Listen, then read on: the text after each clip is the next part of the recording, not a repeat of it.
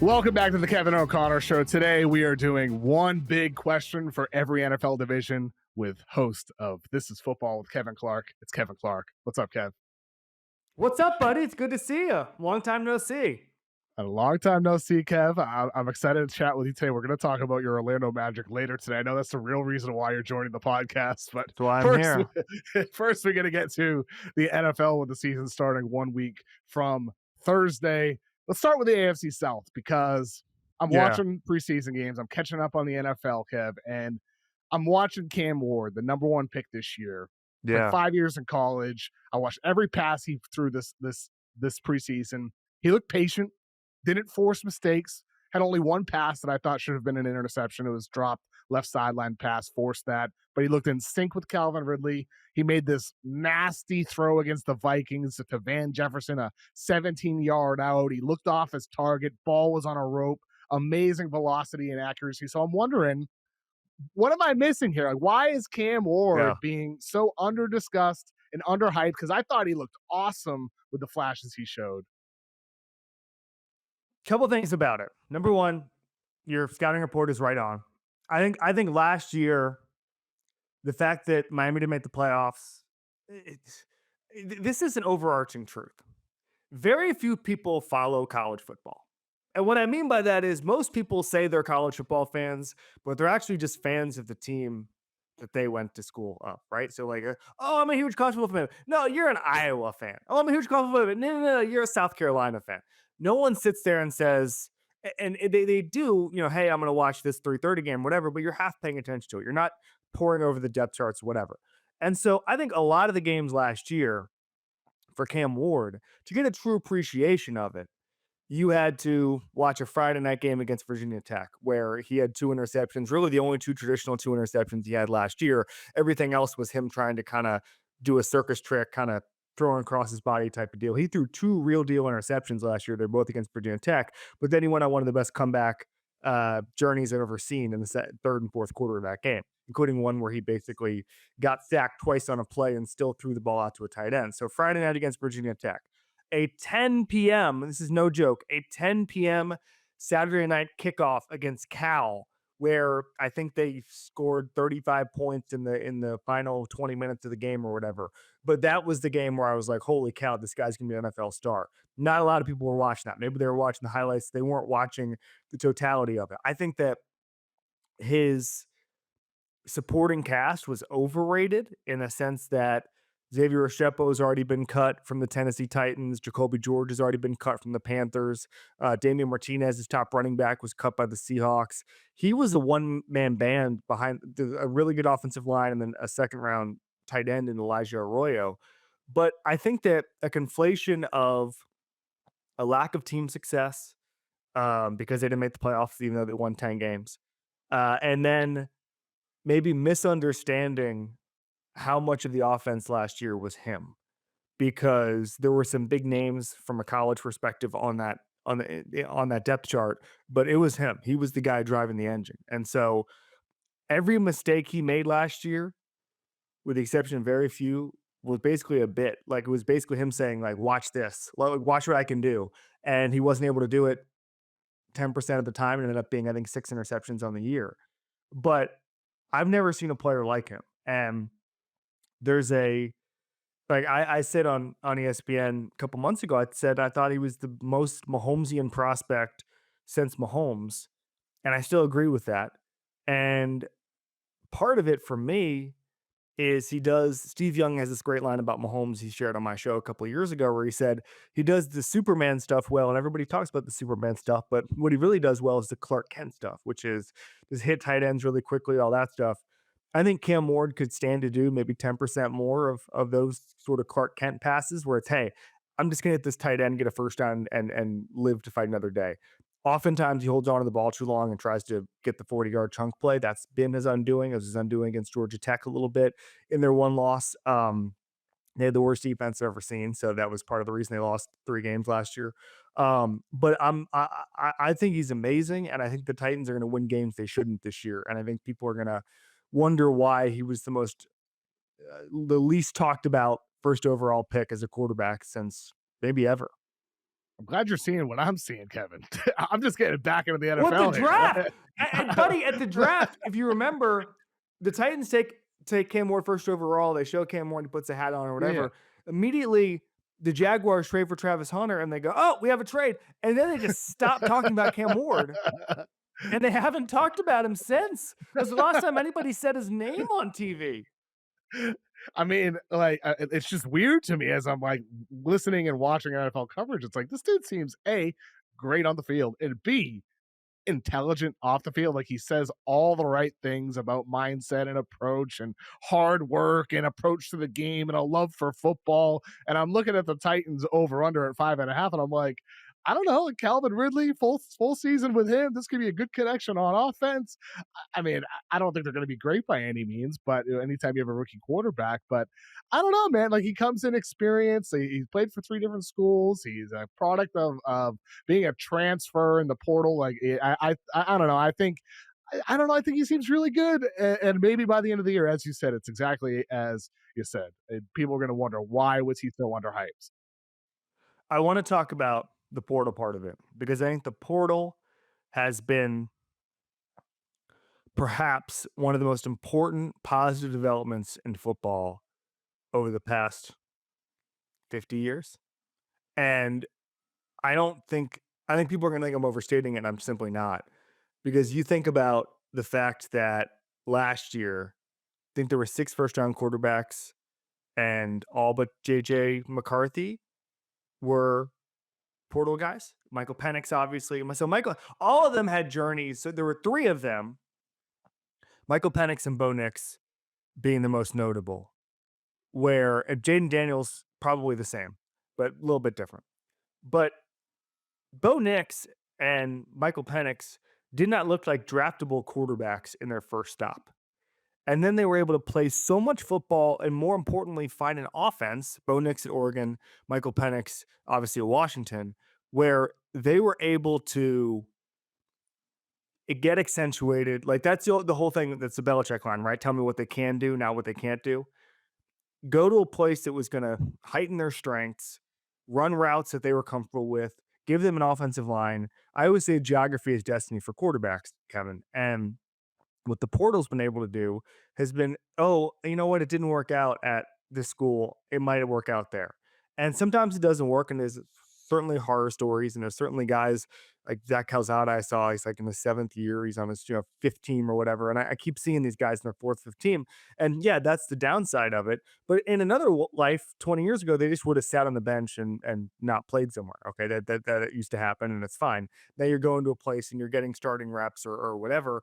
But for the NFL, they're getting way more quarterbacks because these guys are finding better homes and they're finding better environments and they're finding better playbooks.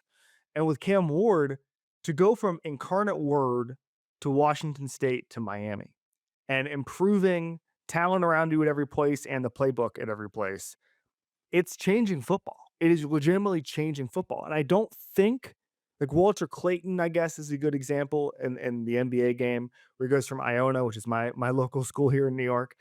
He goes there to Florida. But I don't necessarily know, correct me if I'm wrong, if that's going to change the way he plays in the NBA. The portal is absolutely changing the way the NFL looks at quarterbacks and the way these guys have developed. And so I think it's as big a development as we've seen in decades. And it's helping the game, frankly, because there was a quarterback shortage. And now you're getting into places where, like 22 years ago, Matt Castle was drafted as a USC backup who never started a game. And it was based on blind faith that USC was a quarterback factory and that somehow practice at USC was more important than playing at Oregon State, right? Like that was the bet the NFL was making. They turned out to be right in that situation. But if Matt Castle were born in 2000, not 1980, Matt Castle would have lost the quarterback job at USC and then gone to play for Arizona, gone to play for Arizona State, gone to play for Texas Tech. And that's what's changing this so much. And these guys are playing more football. They're getting more reps. They're starting earlier, partly because of the fact that they might transfer if they don't get that opportunity. And I think that it's huge. And what makes me think about the one and done rule, Kev, where Is that helping or hurting the game? Like, is that if you had to play 2 years in college, would the level of play in the NBA be higher? Would draft picks pan out better? Would we have more information? Like, I don't know the answer to that. And the other thing is, talking about the Walter Clayton part of it, how many guys we're seeing like, if you go to an Iona and you ball out, and we've seen certain guys go from, well, I don't know what you call it in basketball, but we call it G5 in football, group of five, like, a MAC team or a Sun Belt team, whatever. We've seen those guys go in the first round. But I think the biggest question is level of play. And if you don't make the tournament, a lot of times you only get 2 or 3 games of tape if it's a Sun Belt team going against a Georgia or a South Carolina or a Clemson. You only get that if you don't make the tournament. And so these guys go up a level. The scouts get to see that. There's less questions. There's always going to be Khalil Macks who go to Buffalo and ball out. A good example would be Jared Verse. I don't know if you're familiar with him, but he was the best defender and rookie defender in the NFL last year. He was at Albany 3 years ago. And in another world, he would have stayed at Albany, and he would have been dominant at Albany. He would have been a third or fourth round pick, and he wouldn't have played anybody. And instead, he goes to Florida State, balls out against the ACC, becomes a first round pick, becomes defensive rookie of the year, probably going to be defensive player of the year candidate. And I'm curious how you view the college developmental system where the NFL is being helped by this is the NBA. I think there's two sides of it. I mean, first of all, what you're describing with quarterbacks, it feels like, especially as I'm preparing for fantasy football drafts, it feels like there's a lot of good quarterbacks, just a lot of good quarterbacks. So, before I get to the NBA part, I just want to ask you this part. When you talk about there's older quarterbacks coming in, more experienced quarterbacks coming in, has it created like a larger pool of quality quarterbacks? Yes. Is that what it is? Okay. It's created them. It's literally created them out of thin air. And that's the important. Like, there was one traditional quarterback last year's draft, who was JJ McCarthy, who went 3-and-out without transferring. Caleb Williams went 3-and-out, but he transferred, but that was partially because, not partially, he followed his coach. He went from Oklahoma to USC. But it's creating Jaden Daniels at Arizona State would not have been on the path.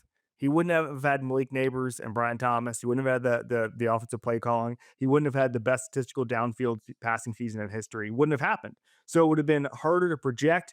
Those guys don't get enough reps if you don't come in with that high pedigree, and then you get flushed out of the league. Like, it is creating opportunities for guys who then become franchise quarterbacks. That is, and he goes second the Broncos overall. Last year, Daniels, yes, second overall. Yes, the Broncos would not have a franchise quarterback if not for the transfer portal. And I don't think Bo Nix is going to be Jaden Daniels ever, but the Broncos can win the Super Bowl this year because of the roster that they have plus Bo Nix. And that would not have happened if Bo Nix stayed at Auburn where he was being failed.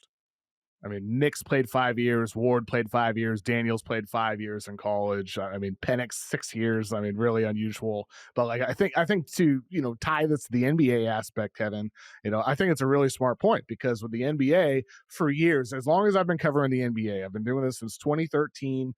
Since 2016, like on a national scale when I got hired by the Ringer. Every executive I've ever talked to, there's two sides of things. They say, A, they like the one and done, because they feel like it gives them an edge, because they feel like they're better at projecting. Then there's other people who say that's BS. Like, it's luck. Everybody's going to have their misses. We're all better off as a league if players get more time, because it means players come in more experienced, better talent, better evaluations from a front office standpoint, and therefore a better product for the fans, therefore more entertaining, therefore more revenue.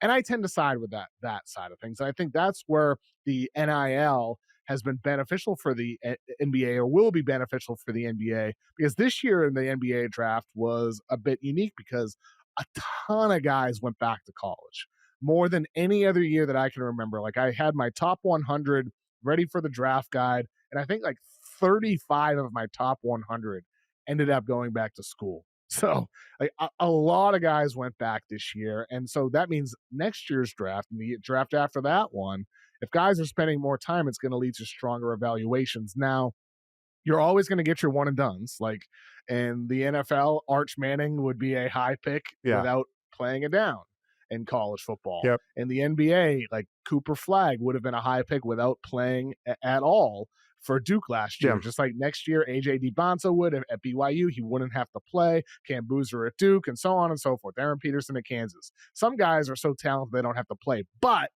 to your point, having to play 3 years in college football does lead to these quarterbacks and other positional players to be more developed and more ready for the rigors of a full NFL season. I think that's where the one and done versus the time that is required as a baseline for college football players, and then with the transfer portal promoting 4 or 5 years for some of those guys means even more further development. And I do think that is a dramatic difference, and it's something that I think a lot of NBA people and a lot of NBA league office people think could be a good thing if college basketball becomes more of a feeder system to the NBA, Yes. giving guys time to develop while also making money, therefore improving the NBA game over time. So I do think it could happen. Just it's a little bit slower than what's happened in the NFL as you're describing.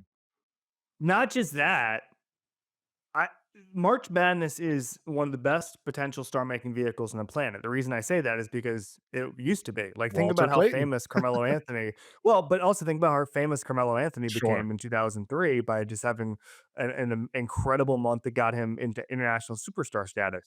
The NFL has that. They have a star-making vehicle, which is the college football season that everybody watches. So Caleb Williams comes in to the NFL, and everybody's talking about what Caleb Williams is going to do.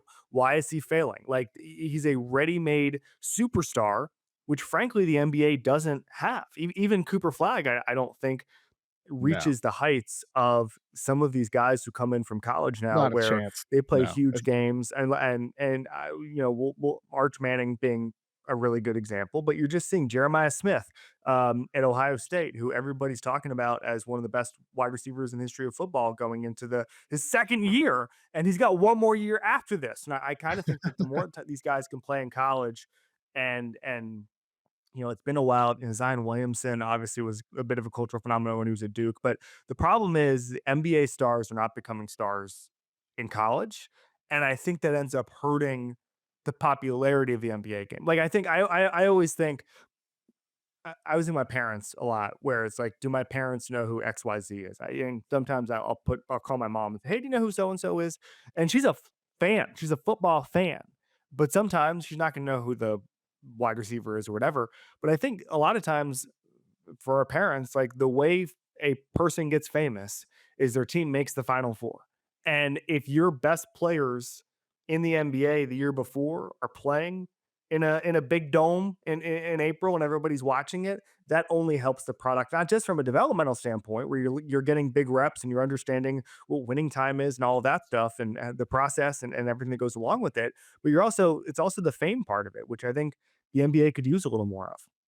It's a great point, and I think a lot of NBA players feel like Cam Ward right now, where it's just like, oh yeah, the hardcores know the name, the casuals know the name, they know he was a high pick, but they don't know a lot about the player or the person. And I do think this is where it's going to be interesting with the NBA with the NIL money, because you got AJ DeBonta going to BYU this year making roughly $7 million. It does not compare to what a number one pick will make in the NBA when they're drafted, but like if college schools start paying star players 10 million, 12 million, 13 million, it becomes comparable with the rookie scale contract.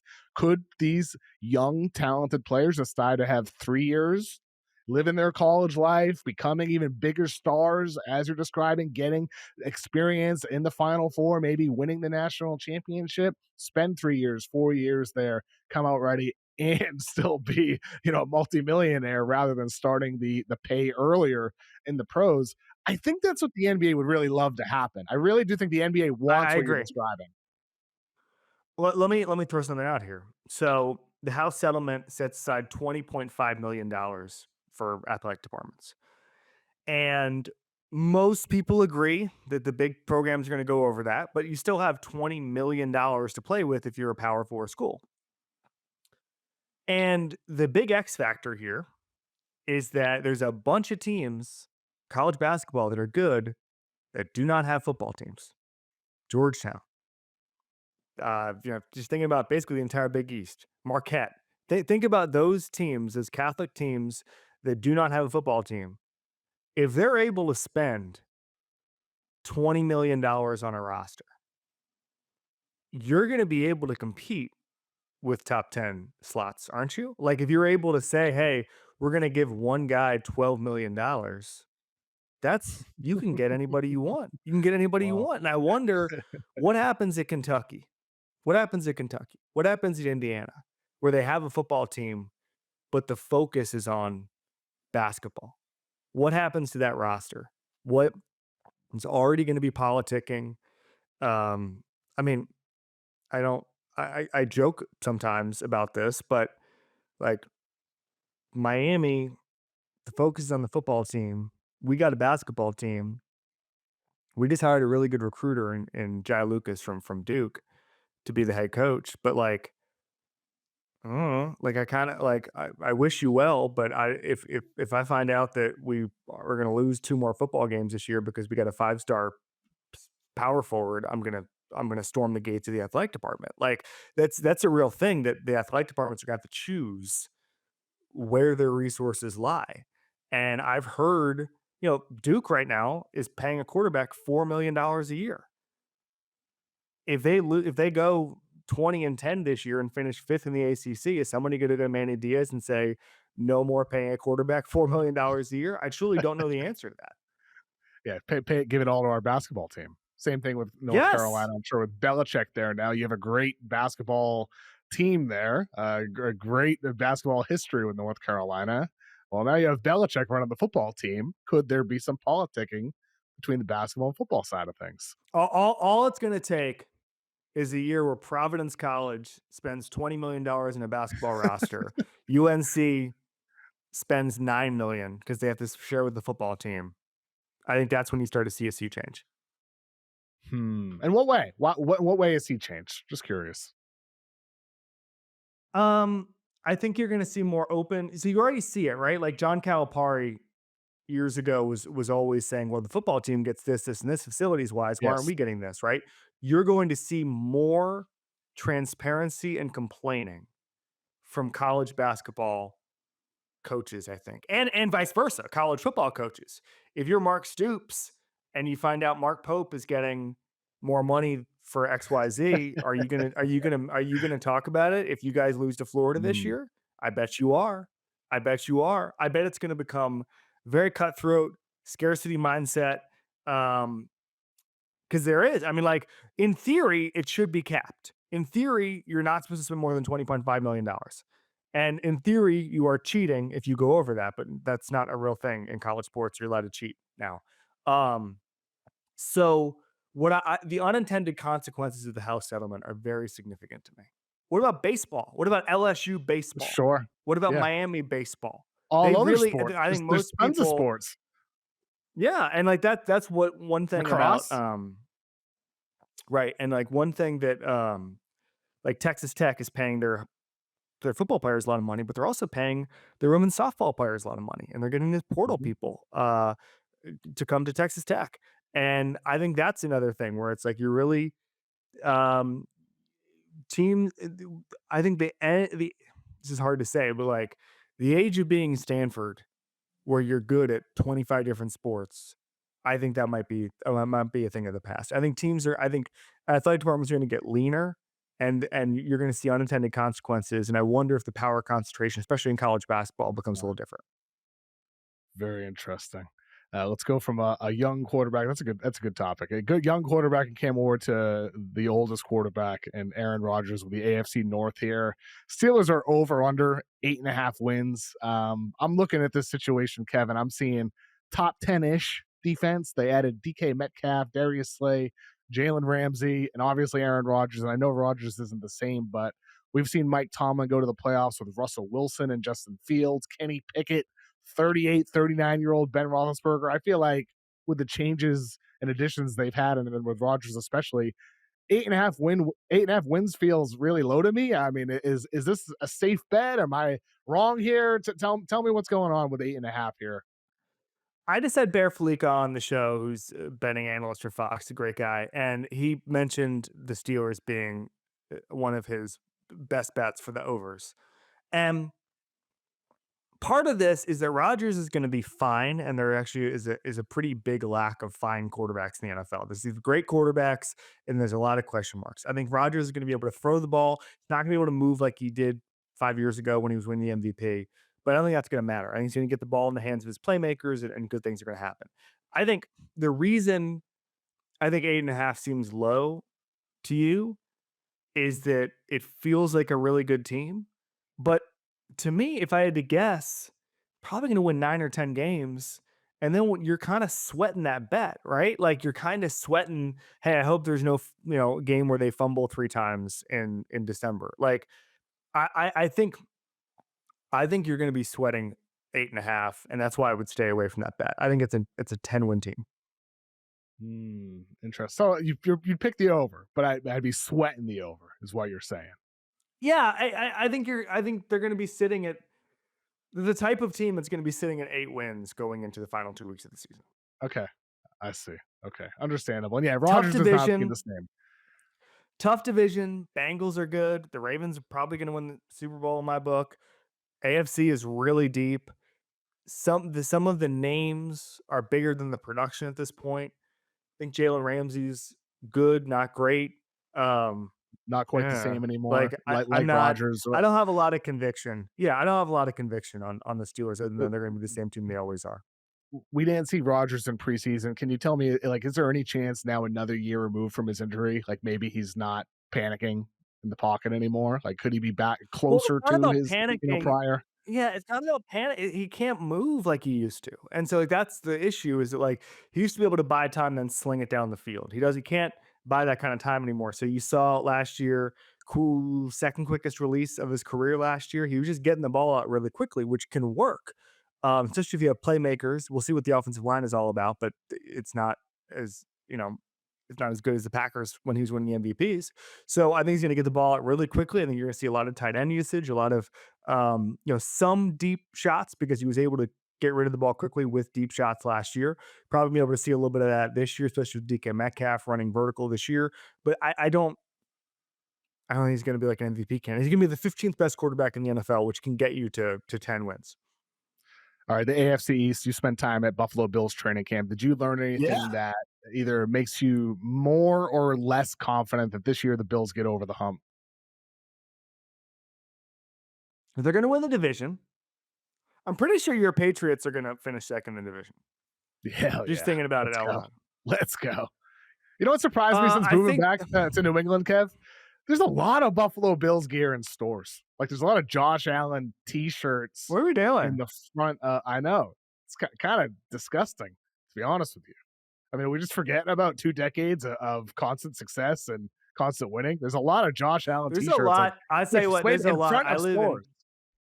I live in Giants country, and there's a lot of Josh Allen fans here too. Especially kids. I mean, he's very likable. He's a likable quarterback. I've seen kids wearing Josh Allen T-shirts too. Yeah, I'm going to tell you what's interesting. So when I had a kid, I was talking to Bill Simmons about something a couple months into having a kid. And I was telling him, well, I'm in Yankees country, Giants country, Rangers country. And he said, let me tell you something. He said, you think that they're going to be into all this stuff? They're going to root for players, not teams. That's just what kids do now. And the more I see kids in my neighborhood, the more I think he's right.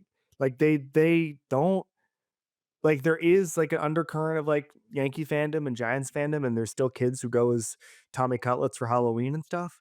But like, it's a lot of Josh Allen, a lot of Joe Burrow jerseys. Like, it's not. Living in Giants country ain't what it used to be. It is the data that I've gathered over 3 years being here. Also, the Giants stink. That's part of it. But with the Bills, did you learn anything that makes you think they're gonna more or less confident about them getting over the hump? They got to retool the defense. The reason they addressed the defense so much was because I feel like they just need to find a way to get stops in January. And Brandon Beane, their GM, said, look at the Super Bowl. The Eagles were able to get an early lead and then just pin their ears back and rush the passer. The Bills want to be able to do that. I still think they're not there. I still think the Ravens have more of a capability to do that this year than the Bills do. So if I were to rank the contenders, and it's a distinction without difference, they're all going to break through at some point. But if I were to rank the contenders for likelihood to make the Super Bowl this year, I'd go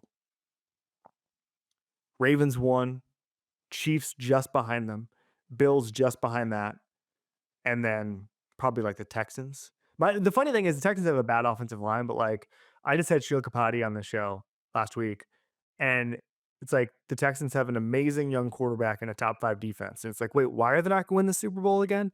And part of that is just the offensive line and just the skepticism of it. But I think the Bills are right there. And at some point, they're going to break through. Like Joe Burrow's got this great quote. It's almost an NBA-ish quote where he says, the championship window is as long as I'm here. And I believe that's true of all of those quarterbacks, including Josh Allen. It's a good quote.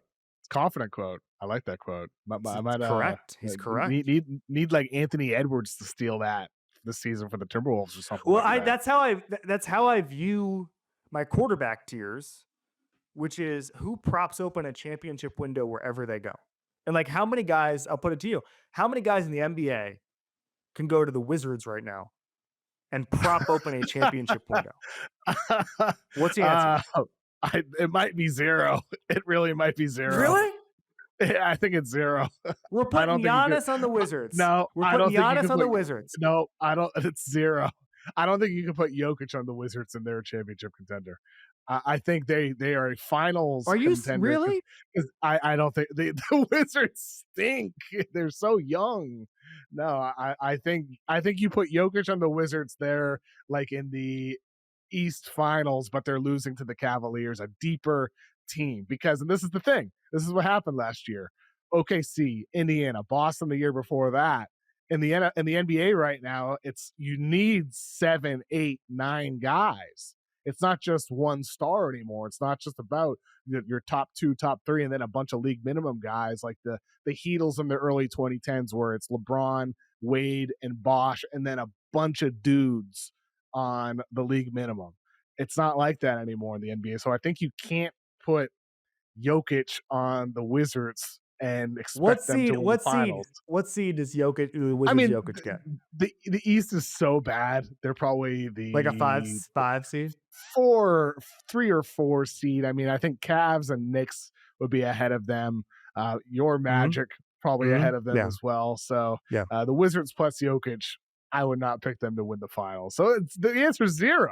Whereas in the NFL, no, but that's not. It's not about it. But it's not necessarily, Kev, about whether or not you'd pick them to win the championship. It's do they prop open the championship window? Sure. Can you credibly say they could go win from it? 18 wins to 48.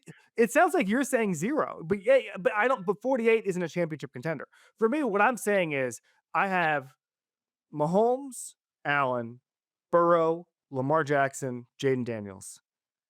And my point is that they prop open a championship window in Cleveland. They go to Cleveland right now. They prop open a championship window. And the reason I said Jaden Daniels is because he just did it with the Commanders when nobody was talking about that this time last year. He just did it. They could have made the Super Bowl last year. Can't expect. And now that Jokic in this hypothetical NBA. Now Jokic in Washington is going to have the same thing.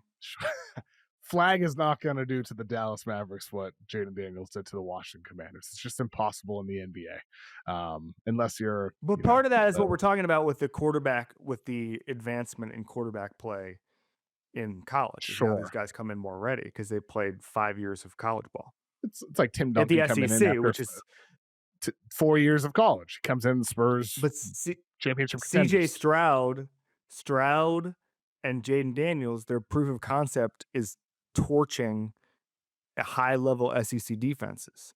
CJ Stroud, the light came on against Georgia in the playoffs, and they almost made the final. No one remembers how close that was. They almost made the final, and Georgia had what is the closest thing to an NFL defense you're ever going to see in college, and CJ Stroud lit them up, and I think that's important. In the AFC West, Jacoby Myers has requested a trade from the Raiders. What are your favorite trade fits for him? They're not. No one has ever traded a player they wanted to keep in the NFL because of the way the franchise tag has gone. This is not the NBA. This is not James Harden shows up in a fat suit and then all of a sudden he's on a different team 4 days later. Also, what horrible Never timing happened. for a trade demand. I mean, come on. Yeah, exactly. So, in theory, it sounds like Adam Thielen's going to go to the Vikings. In theory, maybe the Broncos need somebody, but the Raiders are going to keep him. The Patriots should never let him out the door. That was stupid. Yeah, no But kidding. We, give we don't me we don't know gi- anything what to do with wide receivers. We don't know what to do. the Raiders. The Raiders need him. Geno Smith needs weapons. Brock Bowers needs more help. More guys to spread the ball around to. He's going to be a Las Vegas Raider. Do you have any marriage advice for Travis Kelce? Um, hmm. He is a really good person. I only know him from him coming on my show a couple times. Big Cavs fan, probably agrees with your Cavs takes about how deep they are. Nice. We've talked on camera about the 2009 Eastern Conference Finals a lot. Um, um, I think marriage is easy. Just it's easy. It's just instinctual. Just don't be dramatic and don't be like just be chill about everything and things tend to work out. Same with parenting, by the way. Easier than it sounds. Once you get the hang Don't of it. overreact. Hmm. Just take So it easy. don't ever get too, as a coach would say, don't ever get too high or too low. Just Yeah, embrace the process. The number you one gotta thing I embrace the think highs, but people you embrace the highs though too, right? The good moments. Oh, of course. But you You can get can never say like you can never be like I've got this completely mastered, sure, of right? course, because something The always number happens one in thing life, I think unexpected. I don't yeah, I don't know if parenting and marriage are exactly analogous. I'd say the biggest issue with parenting is when people think that their lives aren't going to change and they're like, "Oh, I'm still going to go see my friends and I'm still going to go out for dinner on Tuesday." It's like you're not. Or you shouldn't. And if you do, you're either going to spend a ton of money on babysitters and then be hungover all the time, or you're just going to be a bad parent. So, like, once you realize your life's going to change and you accept that, it tends to work out. Just keep the doctor said early on, he said, just keep your baby warm, fed, and dry, and he'll be a happy kid. And that has turned out to be correct. My dad always told a story when he came home with me and my mom after I was born. He said he remembers putting me in the car seat in the back, and he said, "Well, life's never going to be the same." How can you Yeah. not have that feeling? I mean, there are people who are so delusional to think that they're going to be able to do the things that Yeah. they've always done pre-baby. Oh, I I'm just feel not it's gonna kind of change. I'm still obvious. gonna be one of the guys. I'm still gonna be one. No, you're not, bro. No, you're not. You're not gonna be one of the guys. It's over. It is over. But it's better. Being a dad is better than being one of the guys. What are we doing? Nothing Being one better. of the guys. You're 45 and you're one of the guys? What are we doing? Tend to a family. All right. That's enough. Oh, This was an I AFC hope West conversation. I hope I'm as lucky. I hope I'm as fortunate to someday be a dad. Let's move on to You'll get the there. NFC North. Yeah, someday I will. Let's move on to the NFC North. The Bears. Oh, the lovely ladies of rural Massachusetts. Yeah, Hang on. I'm trying. I'm going on dates. All right. I'm putting All in the right. work, putting in the effort. I'll find somebody eventually. Embrace the process. Never get too The- high or too low. Okay. I don't. I'm an experienced dater at this time. I never get too high or too low. When I get too high, that's when things go wrong. The Bears, ton of wide receivers. They got Swift at running back. I Yeah. read they have an improved offensive line. They of course hired Ben Johnson. Is it crazy to think that with all these changes, like they could be a 5-12 last year to 12-5 team Yeah. this year? It's crazy. 12-5 is too much. There's some really smart people who are saying that they can make the playoffs. I just think the division's too hard. I think the Packers are going to win that division. The Lions are going to be awesome. And the Vikings, their infrastructure is just awesome. But what I do think is, so Caleb Williams was really, really failed last year. He had the most, another theory I have, but he held onto the ball too long. And part of this is because I think that if you held onto the ball too long and you were born in 1980, you got driven into like concrete, basically. with the way fields were. And now you can hold on to the ball too long and you barely get hit, right? And so these guys get to the NFL level and they don't know they have to just get the ball out Mm. all the time. So we held on to the ball too long and they put that guy with that fatal flaw behind the second worst offensive line in football. Didn't work. But he also had the most unblocked pressures since next gen stats started tracking. So it was a marriage of awful offensive line plus Caleb Williams holding on to the ball too long. So now you're adding credibility in the offensive line and Joe Tooney and Drew Dahlman. You're adding a coach who's going to make him throw on time. And you already had the receivers. I think Rome Odunze is pretty good. Okay. DJ Moore is pretty good. So I think you're going to get instant improvement. You're getting instant credibility. You're not going to get a joke of a staff. And I think that's the most important thing. I just, instead of saying, hey, they're going to win 13 games, 14 games, 12 games, whatever, I think Bears fans just want to see that Caleb Williams is the guy. And I kind of think they're going to this year. In the NFC South, we already had mentioned Thielen got traded to the Vikings. The Panthers on the other side of that, they're opening up snaps for their second-year receiver, Jalen Coker. Bryce Young, it feels like he's going to have a lot of young receivers. What are your expectations for Bryce Young entering year 2 here? At 3. But it seems like year 2 because Year 3, yep. he sucked so badly his first year. It's so funny because it's kind of what we're talking about with the transfer portal, right? If Bryce Young were not the first overall pick, he would not have gotten as many starts to figure it out as he did. And the fact that they were patient with him, they benched him at one point, but they were patient with him. He got that chance because Andy Dalton got in that car accident. He figured it out. I think is a lesson that every coach and general manager should take going forward, right? It's the one the Colts haven't learned with Anthony Richardson. All that. That's a really tough situation. So my expectations are high. I think the Bucs are going to win that division because they have a really good roster. I think the Panthers have a chance to be second in that division. Falcons are good as well. I just think that the infrastructure is in place there. But the most important thing with the Panthers, Kev, is their rebuild is very self-aware. Very self-aware. I wouldn't. There's no NBA team I would compare it to. I certainly wouldn't compare it to the Magic. But it just seems like they know, hey, we're not going to skip steps. We're not going to try to accelerate the timeline. And I think that they're on track, which I think if you, and ownership wise, everybody makes fun of David Tepper firing people. If he didn't care, he wouldn't fire people. He would just would have stayed with Matt Rule 5 years ago and just said, hey, you're our guy. We're not going to pay you $40 million. He kept trying to solve it. And I think he did solve it with Dave Canales and Brant Tillis and Dan Morgan.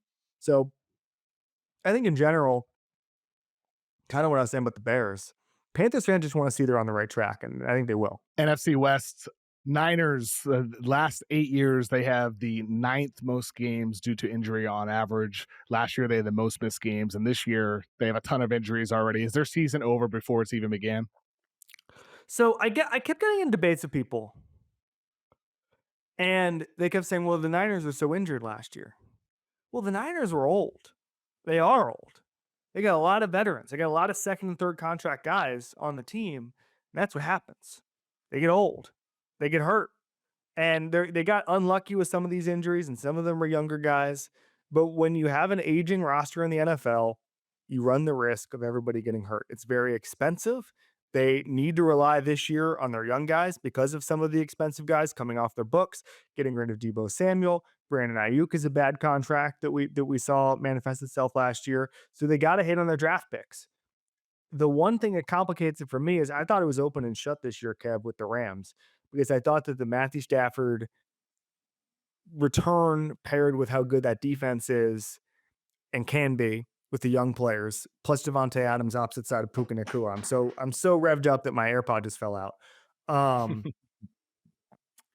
I think that to me was a Super Bowl contender. And in fact, at some points this year, I did pick them to make the Super Bowl against the Ravens.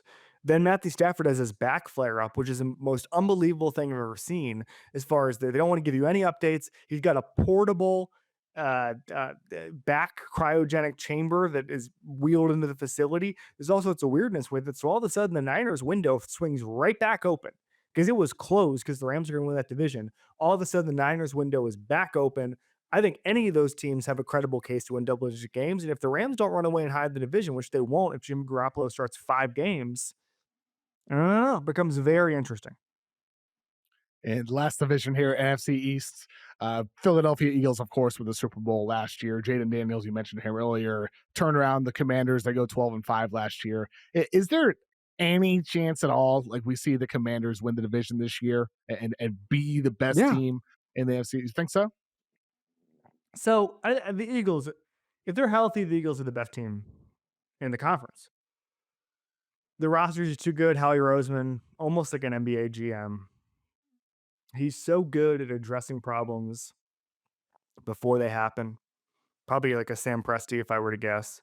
The other thing is, and I don't know if Presti does this, but the one thing that Roseman is good at is he takes a lot of flyers on guys whose traits he likes, and then he's able to, and then 1 out of every 4 hits, and good things happen. Plus, their development system is so good that they can get an offensive lineman who busted somewhere else and say, "Hey, we're gonna get this guy with the best coaching he's ever had." And again, 40% of those guys are gonna become incredible values, right?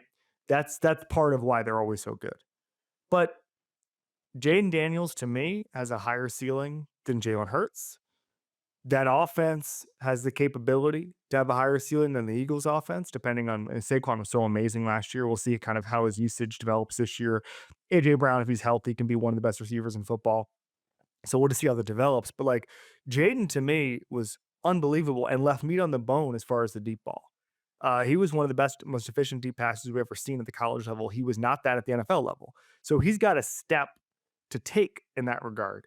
So yeah, there's a world in which they win the division. I'm picking the Eagles just because I've seen it with the Eagles.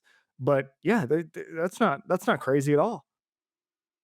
Yeah, Jaden Daniels says I'm doing my fantasy football research. Not saying he's going to be QB1, but feels like there's a chance. There's a chance he could be QB1 this year. Props open a championship window, unlike Jokic in DC. Jokic in Orlando would definitely just burst open the door. They'd be the heavy favorites in the entire Eastern Conference. That's not going to happen. But the Orlando Magic, they've made improvements this offseason. So the real reason you're here, you wanted to talk about the Orlando Magic. I want to talk about the Magic with you. So let's talk about them. The Orlando Magic this year, they add Desmond Bane. They draft Chase Richardson. They make improvements with shooting this offseason. Do you feel confident in this team as a contender in the East, Kevin? Yeah. I think so. You think they're ready for that step? I think they're probably going to win the East. Yeah, if I had to guess. Over Cleveland. Tell me why, because I'm still skeptical about the shooting, and I still have my questions about Paolo and Franz. Okay, so I think that it's well-worn territory now that since the Dwight Howard trade, the Magic haven't even been top half in scoring. It's almost impossible. It's almost, you know what it's like a little bit, Kev? Do you know the Bears have never had a 4,000-yard passer? Do you know about this? Wow. And no, that's crazy. Like, do you know in this era how easy it is to have a 4,000? You can accidentally have a 4,000-yard passer. And the Bears added a game. There's another game. The Jeff and Caleb Williams, the Justin Fields, just nothing. Nothing can happen. Jay Cutler, nothing happened. And like their rookie record, I don't even know if Caleb Williams broke this or not, but the rookie passing record for the Bears was set in like 1957, which is just again completely impossible.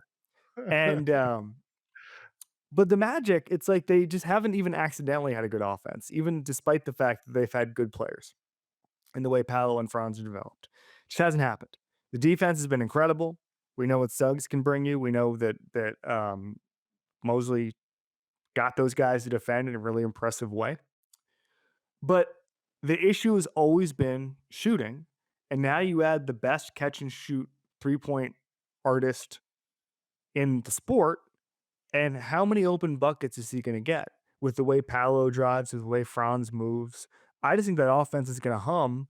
And assuming the defensive tenacity remains, I'm having a hard time seeing how this isn't a buzzsaw, Kev. I think the defense is going to be nasty. That's for sure. The defense is going to be great. So you have that as a baseline to be competitive. Offensively, we saw what this team can be in spurts last year when Paolo is, healthy, when Franz is healthy, the heights those guys can reach. Adding Desmond Bane as you said, he's an elite shooter. And then adding Tyus Jones as well, also a very good shooter, even though he's a point guard. He's a good off the catch guy. So he's an upgrade from Cole Anthony. Desmond Bane is a big time upgrade from KCP and Gary Harris. Mo Wagner coming back, hopefully healthy all of next season as well.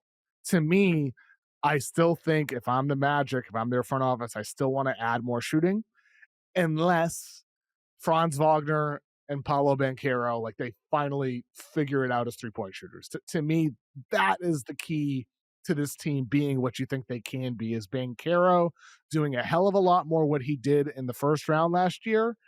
And Franz Wagner, he's got to be a reliable shooter, Kev.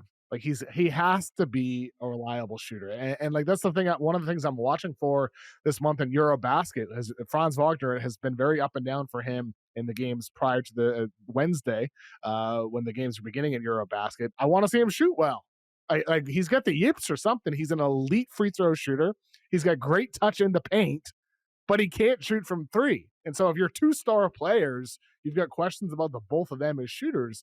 I've got a hard time believing in the Magic as finals contenders without seeing that. But they have everything else on the roster, but they need their 2 young stars to become real NBA stars. That's well, the way I think Paolo was hurt. I think Paolo was hurt last year. I think you saw the leap before his injury last year, and then they never really got back on track. They didn't play enough games together until the playoffs when he was awesome. But there was, yes, exactly. But Bane, I think, adds such an extra dimension. Let me ask you a question. Just put it to you this way. Is there a better move the Magic could have made than Desmond Bane? Which, by the way, everybody, those picks. Well, they also got out of bad contracts, and you're going to be picking 17th or 18th for the rest of your life if you don't trade those first round picks. And all you're going to be doing is drafting guys that have a 10% chance of becoming Desmond Bane. That's what's infuriating to me. It was a great trade as far as the takes go. Sure, the people who criticize that are underrating Desmond Bane in part because John Morant is so overrated. Like John Morant was not the best player on the Grizzlies this past year or two. It was Desmond Bane. Desmond Bane, if anything, I think you could argue is underutilized on the Grizzlies. He should be taking 10 plus 3-pointers per game. Now he's going to be involved in dribble handoff actions with Wendell Carter, Paolo Banchero, Franz Wagner, these 2-man game. Like Desmond Bane, going back to college, we were talking earlier about these NFL quarterbacks who spend more time in college. Desmond Bane plays 4 years at TCU. He becomes each year a better ball handler to become a guy. His 4th year at TCU is a high-level pick and roll creator, a guy who comes off of handoffs as well as ability to get to the basket. In the NBA, he's gotten opportunities to do that, but because John Morant and that Grizzlies offense has been so pick and roll heavy, so Ja dominant, I don't think we've seen enough of Desmond Bane doing those things. And so now you put him in Orlando. To me, on paper, this is like the dream fit for Desmond Bane with this Magic offense, both in terms of team need with shooting, 30th in the NBA last year in 3-point attempts, 22nd in 3-point percentage, but also just in terms of what the system can be next to the other players on this team, which is why, like, again, I have no questions. You're making my point for me. How are you not picking them to be an Eastern Conference contender? What is wrong with you? They are an Eastern Conference contender, but I wouldn't pick them to win the East because I need to see it from Banchero. I got to see it from Franz Wagner. I love Franz Wagner. I've said for years he has potential to be a top 20 player in the NBA. I had Banchero ranked first in his draft class, ahead of Chet Holmgren, ahead of Jabari Smith. In a year it was argued, debated about who is the best prospect. So I'm very much a believer in Banchero and a believer in Wagner. But they do have to show it. They have to show it for me to put them on the level of the Cavaliers, who win 66 games last year, on the level of some of these other teams in the Eastern Conference, the Knicks, who go to an East Finals and got better this offseason as well. Getting Gershon Yabusele, not a big name, I know, but he helps add a lot to that front court. Mitchell Robinson back healthy as well. So I'm putting them behind those two teams for now. But unless Wagner takes a step and unless Banchero does a lot more of what he did early last season. Come on. Gershon Yabusele is a good player. Yeah. Come on, man. You don't like the dancing bear? You're not a fan of the dancing bear, Kevin? Come on, man. They got Desmond Bane. Okay. This is we're talking about different stuff here. I'm talking about here's the issue. I think we're in agreement on this. The internet seems their default on basketball in particular, seems to be the best moves to do nothing and wait it out and have a 10-year rebuild. Nobody ever wants to put themselves out there on basketball Twitter and say, we got to do this. Nobody ever goes that way. I think everybody on basketball Twitter is afraid of endorsing any action because actions get screen grabbed and thrown back in your face by the worst people in your mentions. Okay. So it's become this default thing where we hate every big swing because we love little swings. We love little swings. We love Gershon, Yahoo, right? trading Yeah. Aaron Aflalo for Evan Fournier. We love little swings. Ooh, ooh, and also it's like a little bit of like, ooh, we get to kind of like we're doing right now. We get to talk about how this guy is a lot better than you think. Oh, you didn't see him at Eurobasket. Okay, all right, pal. What if we got Desmond Bane? But what if we got the guy is. But who's some better people, at catching and Evan, shooting than anybody, and then we get him, and he's going to catch and shoot for us. But that's the thing. There are people who consider Desmond Bane that mid move. There are people who don't consider him. Yeah, but you don't need acquisition. those people don't know hoops. I would agree with that. They haven't watched enough Grizzlies basketball, don't know enough about Desmond Bane, or is fit with the Magic. But there are people, that's where the disconnect is. There are some people who are like, Desmond Bane, worth this many first-round picks, the third best player on the Grizzlies? That's what some people perceive it as. But ultimately, I mean, we're talking about Desmond Bane. The young guys are talented on the Magic as well. If this year is 1 year too soon, it could be next year. Could be the year after that. All I know is that the Magic leaving. Exactly. These guys are under contract. At a minimum, the Magic are one of the most brightest futures in the entire NBA. That's what I would say is a given. I this agree. Magic Is roster, Wendell is Wendell like enough? Can Wendell be the fifth best player on a championship team? I mean, if Wendell Carter's your fifth best player, that's pretty damn good. Okay. I like Wendell Carter. I'm putting it to you. You're the one poking holes in my my optimism. I like Wendell Carter a lot. It's just a matter of the best guys, Kevin. That's what it's about. You have depth, but you also do need the star power. Like you do need, like OKC doesn't win the finals last year if SGA is the 20th best player in basketball or the 15th best player. They win the finals because they have a deep roster and SGA is a top 5 guy. And he wins MVP. For the Magic, they have the roster, they have the depth, they have the supporting cast, they have the flexibility from a lineup perspective. They have guys who can play different roles, but they need Banchero to be top 5, top 10. They need Franz Wagner to be top 20, top 25. That's my only concern with the Magic. That's it. Other than that, I've got no concerns, no notes. I love the roster.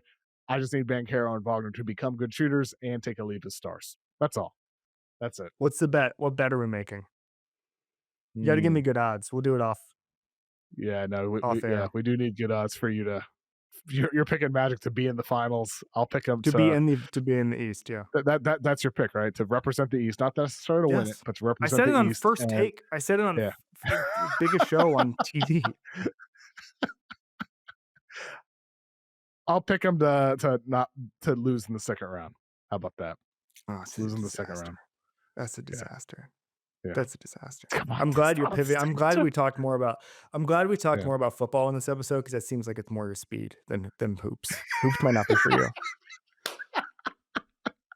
I know. I'm trying to get better. Try to get better. Kevin, thanks for joining me today, man. Appreciate it. Thanks again to Kevin Clark for joining me. Just so you know, the Kevin O'Connor Show can now be watched on the Yahoo Sports Network. That's our first ever streaming TV channel. The Yahoo Sports Network is available to stream on all leading FAST services. It's also streaming live 24/7 on yahoosports.tv, where you can catch all of the shows on your phone or your browser. Thank you again to Kevin Clark. Thanks to Emmy Franks for producing us. Thanks to Father John Misty for the music. We'll be back again next week. Have a good day, everybody.